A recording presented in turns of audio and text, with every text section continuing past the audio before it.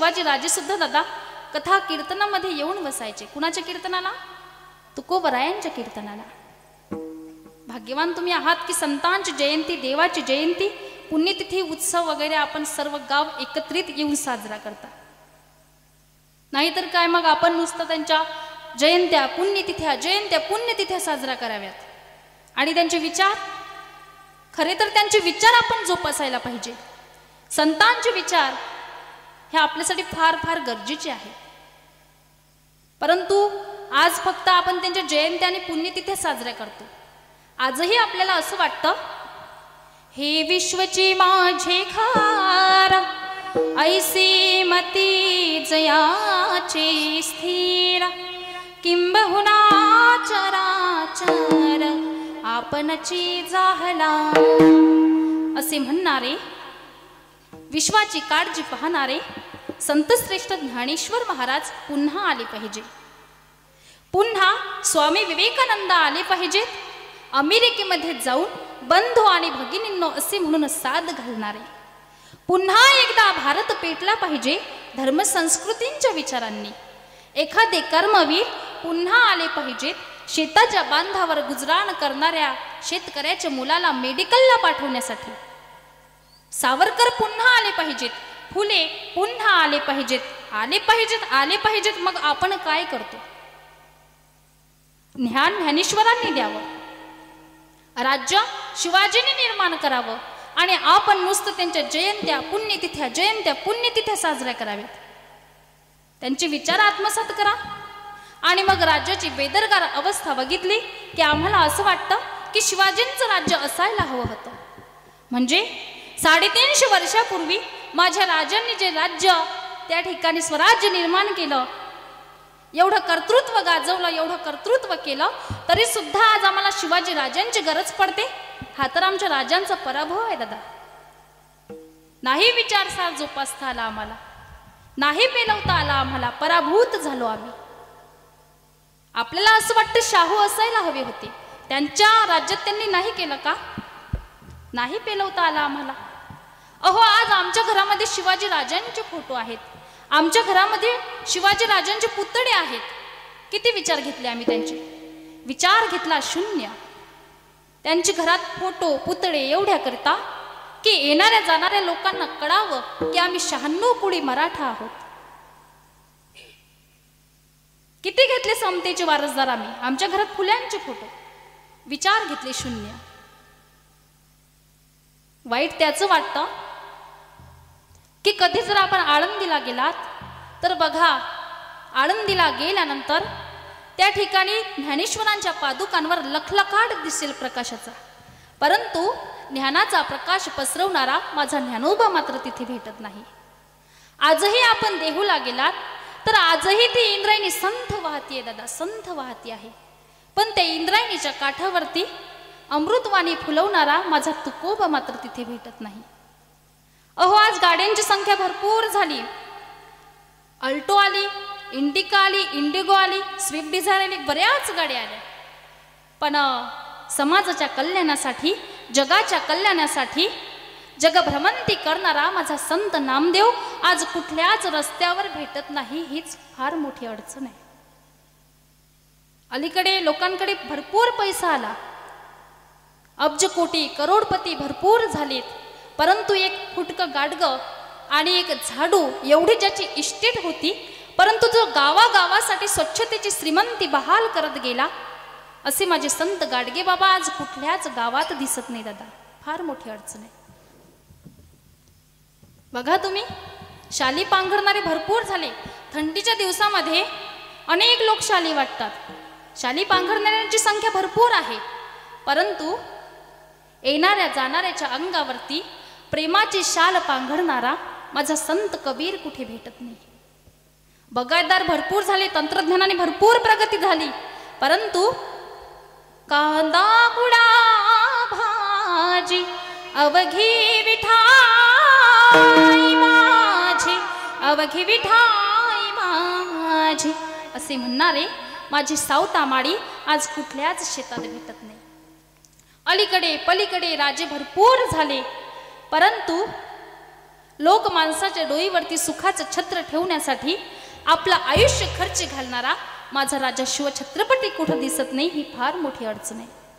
घराघरामध्ये आया भरपूर झाल्या, परंतु माझ्या शिवाजीला निर्माण करणारी, शिवाजीला घडवणारी आज राजमाता जिजाऊ कुठल्याच घरात दिसत नाही.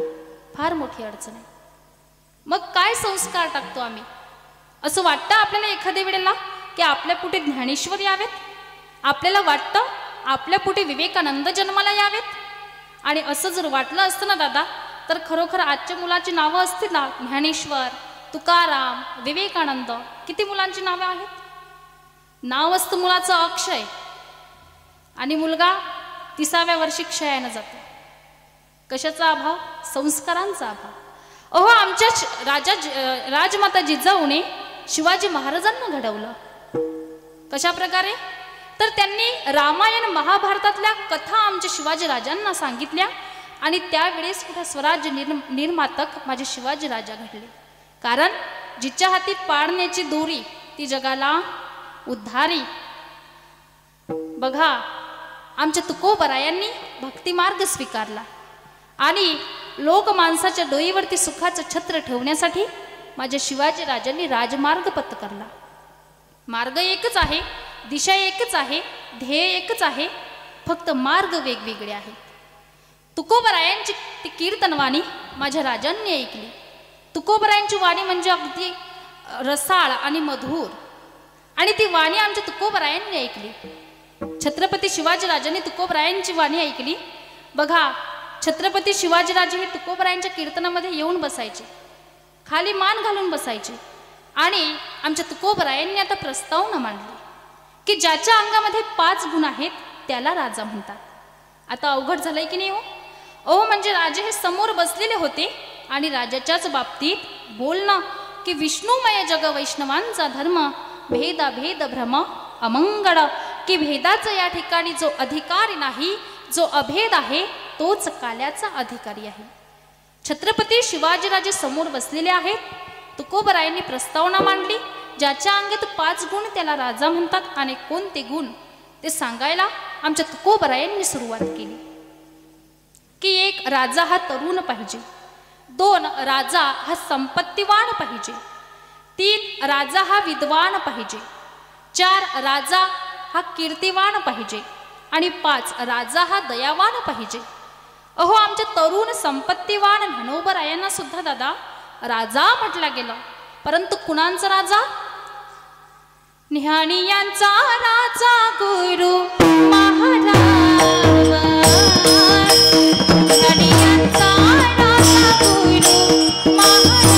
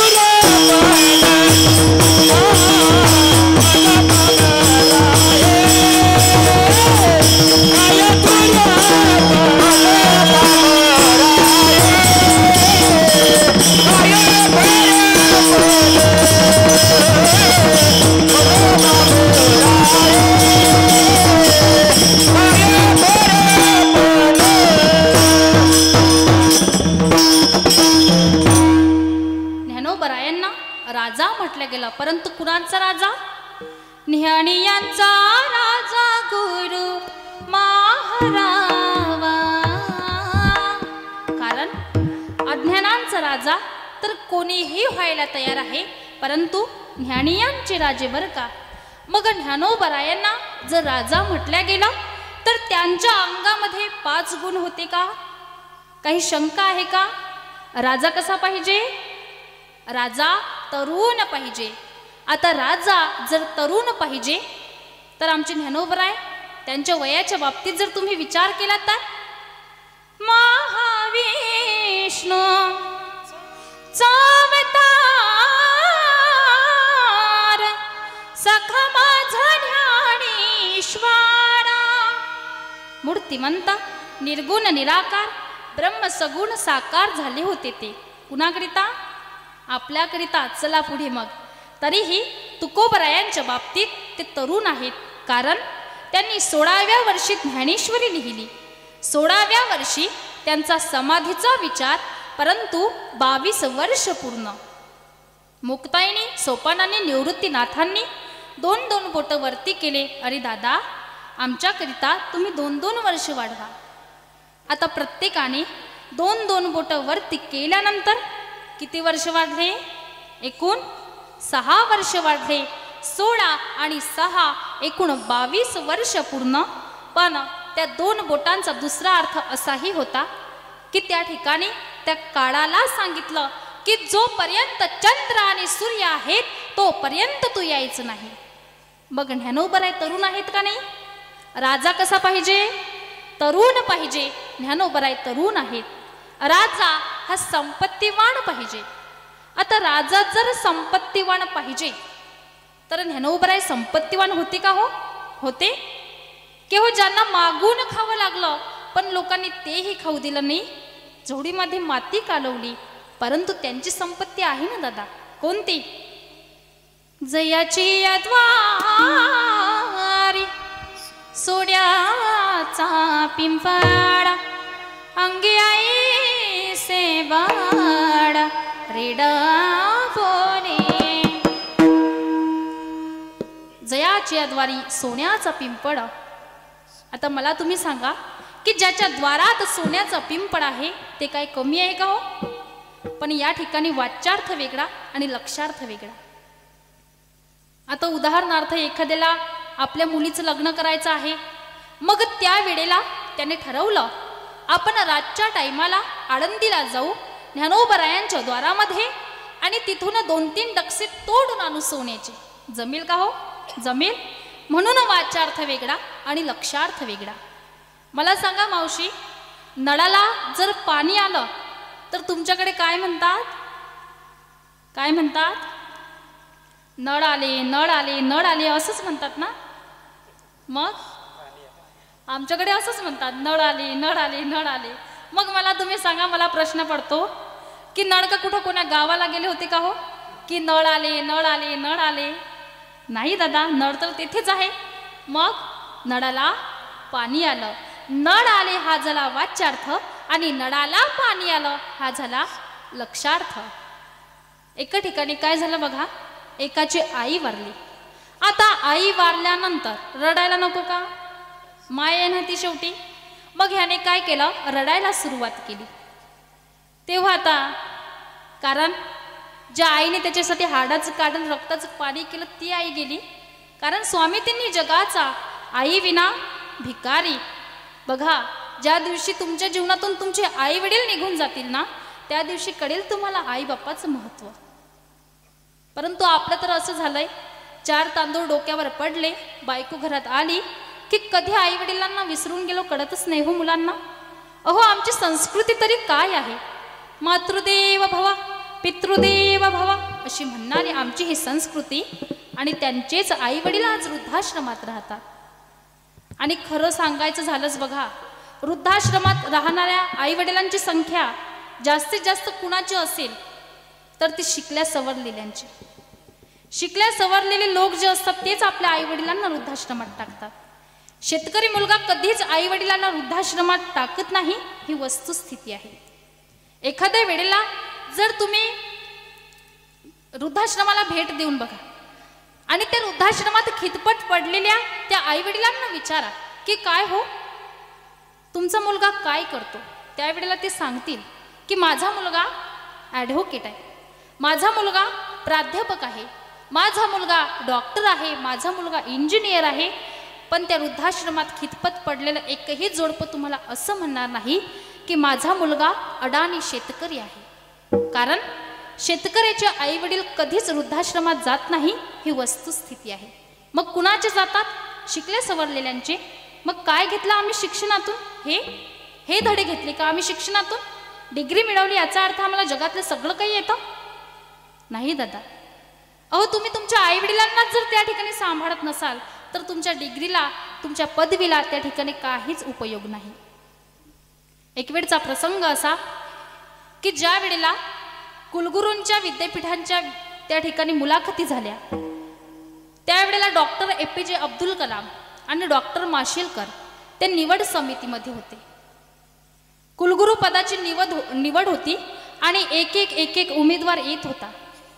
आणि अब्दुल कलाम त्यांना फक्त एकच प्रश्न विचारत होते की तुमचे आई वडील काय करतात. निवड कशाची करायची होती? कुलगुरू पदासाठी.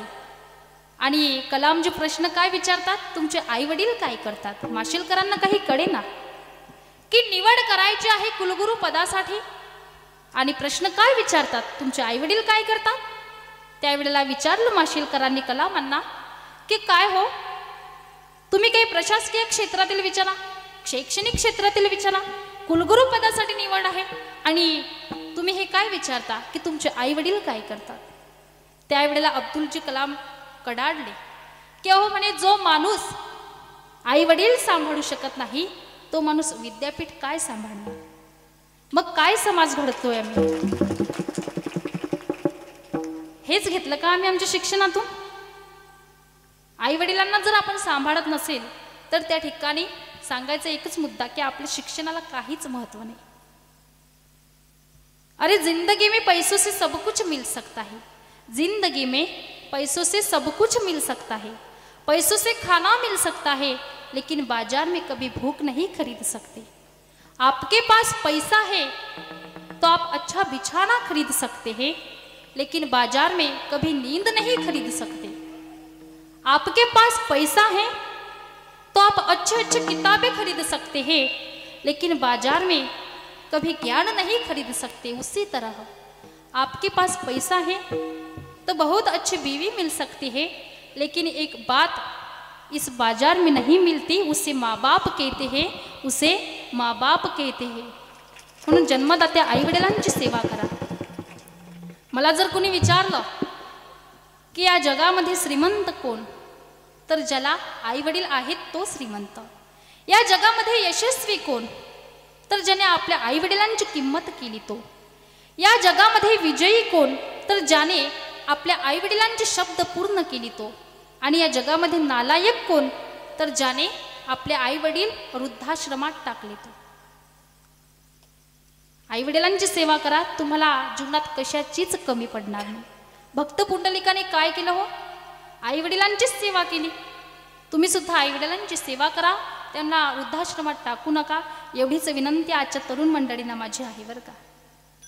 बघा, तो मुलगा त्या ठिकाणी रडायला लागला, कारण त्याच्या जीवनात असलेला प्रेमाचा सागर कोरडा झाला. आणि त्या ठिकाणी तो मुलगा म्हणतोय, कशाला गेलीस आई तू स्वर्गाला, कोण वागवेन तुझ्या या बाळाला. अगं आई, खरं तू माझ्या जीवनात होती ना आई, त्यावेळेला कळालं नाही की तुझी महती, आणि आज कळते आई तू गेल्यानंतर. कारण करी लाभा विना प्रीती, विना स्वार्थापोटी जर प्रेम करणारं दैवत या जगामध्ये कोण असेल तर ते आहेत आई वडील. आणि म्हणून तो मुलगा रडायला लागला. त्यावेळेला एक बाबा त्याला समजावतात, अरे बेटा बस झाला, आता रडू नको, रडायची काहीच गरज नाही. अरे बेटा हे बघ, चांगलं झालं ना तुझ्या आईचं, सोनं झालं. अरे बेटा बस झाला, आता रडू नको. अरे बेटा आजा मेला, पंजा मेला, बाप मसना गेला, सर्वच चालले ना, आपणही एक ना एक दिवस जाणार.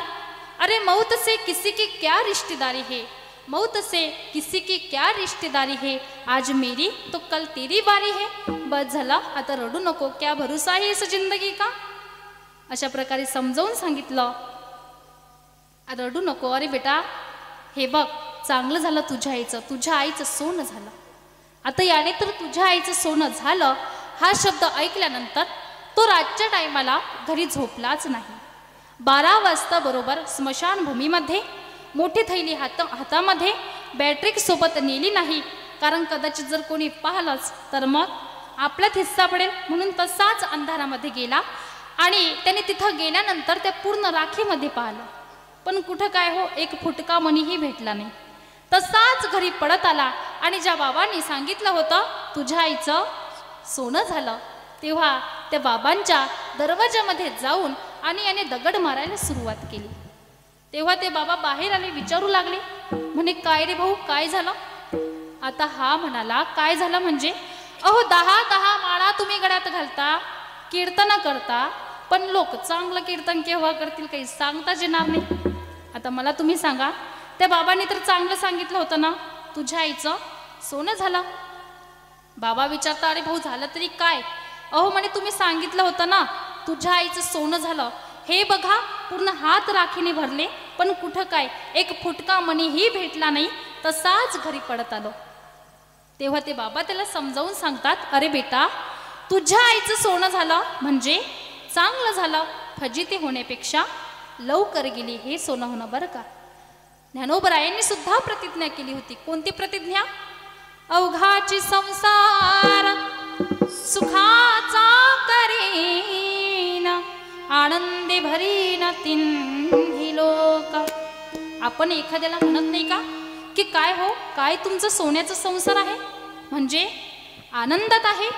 मी एक वेळ एका ताईला विचारलं, म्हटलं काय हो ताई आनंदात आहे ना. तेव्हा त्या ताई म्हणाल्या, अहो म्हणे ताई आनंदाने तर कालच लाथा मारून घराच्या बाहेर काढून दिला आणि आता समाधान मध्ये राहते. म्हणजे की संत सांगतात, जो देखे सो दुखिया बाबा, सुखिया कोई नहीं रे.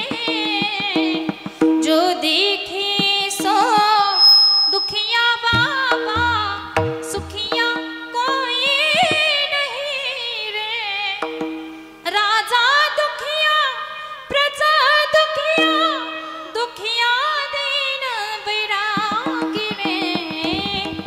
इनकी कारण सुखदेव ने उदरी माया त्यागी रे.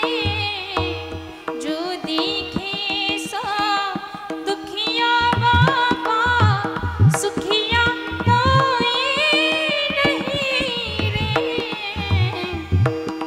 जो देखे सो दुखिया बाबा, सुखिया कोई नाही रे.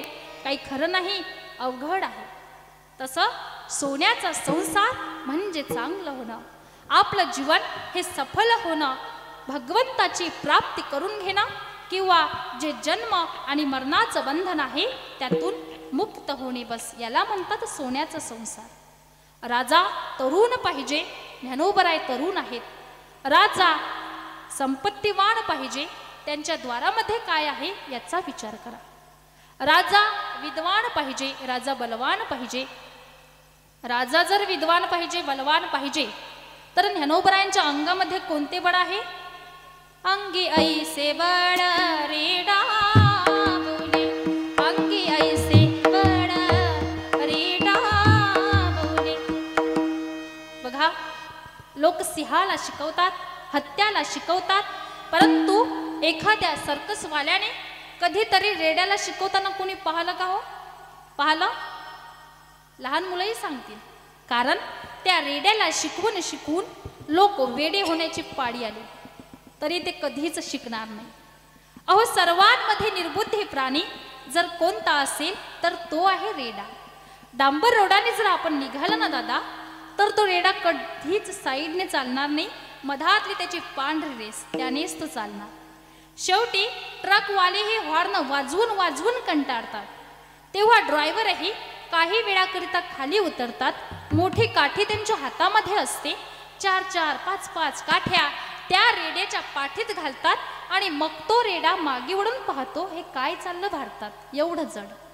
पण त्याच्याही डोक्यावर हात ठेवल्यानंतर काय चमत्कार, अंगी ऐसे बाळ रेडा बोले. काही काही लोकांना पटणार नाही, म्हणतील असतील रेडे नावाचे कुणीतरी.